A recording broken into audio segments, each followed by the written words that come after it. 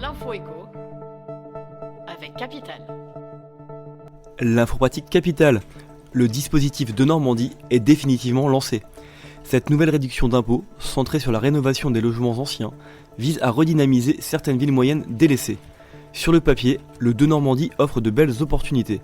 Mais attention au calculatif, car la rentabilité brute de votre investissement peut rapidement être mise à mal dans certaines zones. Capital dresse une liste de 10 villes dans lesquelles investir en de Normandie peut se révéler très risqué. Une liste à retrouver sur capital.fr. Le chiffre du jour, 85%. C'est le pourcentage de jeunes cadres en emploi en 2018, un an après l'obtention de leur diplôme. Ce taux, mesuré par l'Association pour l'emploi des cadres, devrait rassurer les étudiants et leurs parents. Bonne nouvelle supplémentaire, la proportion de CDI chez ces jeunes est en hausse. Entre 2016 et 2018, elle est passée de 55 à 68%.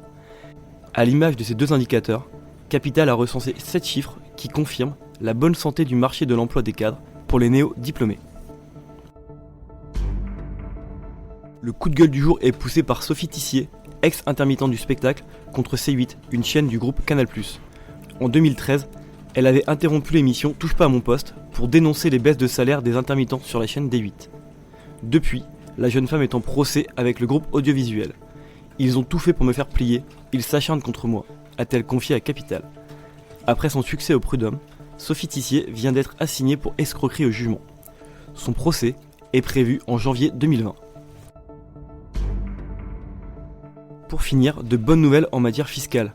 Selon le programme de stabilité présenté ce mercredi par le gouvernement, la facture d'impôt pour les ménages va baisser cette année de 10,6 milliards d'euros. Cette diminution devrait se poursuivre en 2020. Fin de la taxe d'habitation, annulation de la hausse de la CSG pour les retraités modestes, défiscalisation des heures sup, Capital fait le point sur les bénéficiaires de ces cadeaux fiscaux et ce qu'ils vont y gagner en pouvoir d'achat. C'était l'info éco avec Capital.